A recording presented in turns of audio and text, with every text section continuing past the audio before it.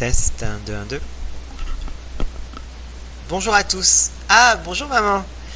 Bon, alors, n'ayant pu être présent ce soir, je me suis permis de vous préparer une courte présentation de mon expérience internationale, grâce à toutes les opportunités qui m'ont été offertes à Subdeco Montpellier. Alors détendez-vous, ne pensez plus à rien, et en route pour l'étranger. Prélogue. Lycée, bac, prépa, tout ça à Paris, puis hop, le concours, et me voici à Subdeco Montpellier pour ma première année, excité par toutes les opportunités qui me sont offertes à l'étranger. Très vite, et après avoir récupéré de mon week-end d'intégration, je me rends compte qu'il va falloir bosser pour pouvoir être parmi les premiers à choisir ma destination pour ma deuxième année. Et où ça, me direz-vous? Chapitre 1, le Texas. Beaucoup s'étonnent de ce choix. Moi, je ne pouvais être plus ravi. Une chose était sûre, je voulais être aux États-Unis pour ma deuxième année. De plus, Texas Tech, l'école de mon choix, offrait un double diplôme. Mais c'est le campus qui m'a fait craquer. Comme dans les films et les séries qu'on voit quand on était tout petit. Des bâtiments de style classique magnifiques, des espaces verts pour s'asseoir au soleil sous un arbre avec un livre, 3 stades de foot, une patinoire, un stade de baseball, 2 piscines, et j'en passe. Vraiment, j'en passe beaucoup. La première semaine, les gens du bureau international ont eu d'ailleurs la bonne idée de nous emmener, nous, tous les étudiants étrangers, visiter un canyon à quelques miles du campus. Ça nous a permis à tous de sympathiser. En plus, étant tous paumés et ne connaissant personne sur place, on est vraiment tous devenus amis. Des gens du Mexique, d'Allemagne, du Koweït même, d'Australie, de Norvège, et moi de France. Les cours ont commencé, voilà peut-être la seule photo que j'ai de l'intérieur de l'école. On prend rarement des photos quand on est en cours, c'est vrai. Donc le premier week-end s'est déroulé assez impressionnant avec des matchs de foot importants pour notre équipe à l'école. Et il y avait des parades de majorettes, des joueurs de foot qui défilaient dans la rue et qui bloquaient le trafic pendant des heures. Et vraiment la ville s'est arrêtée de respirer pendant tout le match. Pour vous donner un peu une idée, le jouet surprise du Happy Meal au McDonald's, c'était la mascotte de notre équipe de foot. Donc c'était quand même quelque chose d'assez impressionnant. Puis les semaines ont défilé, et il y a eu Halloween où on s'est bien amusé. Avec peut-être censé faire un peu peur. Noël, puis le printemps. Et puis c'est déjà la fin.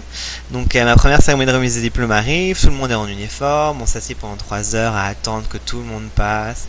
Et après me voilà enfin avec mon diplôme de Texas Tech University. Pour ma troisième année, j'aurais pu retourner à Subdeco. Mais bon, quand l'opportunité s'est présentée de partir à nouveau à l'étranger, je n'ai pas hésité une seule seconde. Je me suis dit c'est maintenant ou jamais et il faut vraiment en profiter. Chapitre 2, Shanghai. D'abord on change ses sous et ça fait beaucoup de yuan. Ensuite on sort dans la rue et ça fait beaucoup de chinois. Mais sérieusement les rues de Shanghai c'est ça, c'est tout le monde qui se déplace à vélo, les voitures qui sont dans la rue sont uniquement des véhicules utilitaires ou des taxis.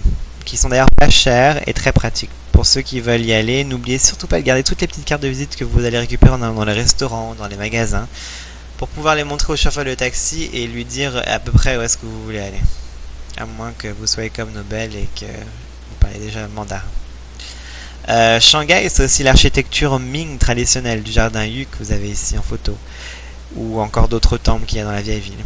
Mais c'est aussi une sorte de constante zone de construction où ils essaient de se moderniser. Il y a alors des buildings comme la Oriental Pearl Tower, qui est une tour de télévision, ou la tour Jinmao, qui est la 3e plus grande tour du monde. Et ici, vous avez une vue un peu globale du Bund, qui est de l'autre côté de la rivière qui coupe Shanghai en deux. Il y a d'un côté le Bund et d'un côté Pudong. Ensuite, après quelques mois de cours, l'école a eu la bonne idée de nous emmener en voyage vers les montagnes jaunes. Une photo. Non, elle est à l'envers. Voilà. Et après une nuit agitée à l'hôtel, on nous a fait goûter au japonais le pastis. Bon, disons que c'était une soirée bien arrosée et que la salle de karaoké à l'étage du dessous s'en rappelle encore. Ensuite, ça a été 6 heures de route pour retourner à Shanghai, mais ça ne nous a pas empêché de sortir le week-end d'après. Puis les 6 mois de cours ont continué, se sont terminés, et j'ai ensuite continué sur 6 mois de stage, où avec Karl on a créé un site web pour les expatriés à Shanghai. Le site c'est imu.net, c'est un site qui existe encore et qui marche bien, qui est pour les expatriés qui arrivent à Shanghai et qui essayent de se trouver un appartement et s'installer. Puis il faut aussi prendre le temps de visiter les alentours. Moi c'est vraiment un conseil que j'ai envie de vous donner aussi ce soir, c'est toujours en fonction de votre budget et de votre temps, il faut aller essayer d'explorer le pays et les alentours, parce qu'une fois qu'on est aussi loin, autant en profiter, on ne sait pas encore quand est-ce qu'on va pouvoir y retourner.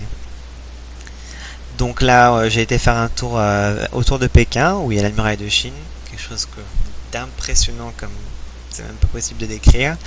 Et puis la place Tiananmen à Pékin, comme vous voyez ici. Et puis l'année s'achève ainsi. Et j'aurais pu encore une fois retourner à la Subdeco Montpellier. Mais 6 mois passés en Chine et j'apprends que si j'opte pour la spécialité International Business, j'aurai encore une fois l'occasion de partir à l'étranger. Ce n'est pas tombé dans la tête d'un sourd et donc voilà, chapitre 3, New York City. Alors comment raconter New York en quelques mots? C'est pas facile. New York c'est l'Empire State Building, le Chrysler Building, Times Square la nuit, Times Square le jour, le Flatiron, Washington Square Park, la Statue de la Liberté, Wall Street, Central Park, Grand Central Station, le Greenwich Village, Rockefeller Center, mais aussi, quand même, faut pas oublier, Pace University. C'est là où j'ai été étudié pendant 2 ans pour mon MBA. Puis c'est aussi l'occasion de se faire des amis pour la vie, parce que c'est difficile de recommencer chaque année, de rencontrer des nouveaux gens, mais on arrive toujours à sympathiser avec des gens qui sont un peu dans la même situation. Et puis ça reste aussi les cours, mais cette fois c'est vraiment la dernière ligne droite avant de commencer ma carrière parce que il faut commencer à chercher un boulot. Et d'ailleurs c'est ce qui se passe ici, on va dans une sorte de salon pour trouver un job où on parle à différents employeurs.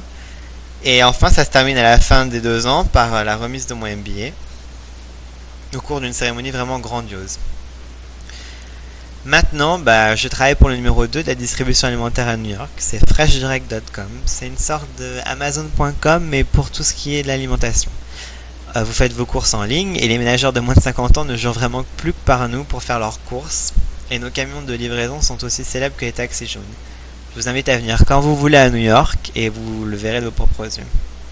Bon voilà, c'est un tour rapide de ces 4 dernières années de ma vie. Mais pour finir, je tiens vraiment à dire que tous les étudiants Subdeco Montpellier ont une chance vraiment inouïe de pouvoir partir à l'étranger pendant la majorité de leur cursus. C'est vraiment une chance à saisir sans hésiter, parce que je peux vous dire que j'ai tellement appris pendant ces années à l'étranger, à être immergé dans une culture différente de la mienne, entouré par des gens de tout horizon. Rien que vivre au quotidien à l'étranger, on apprend plein de choses pour soi et sur soi. Alors, il ne vous reste plus qu'à étudier sérieusement et vous donner aussi la chance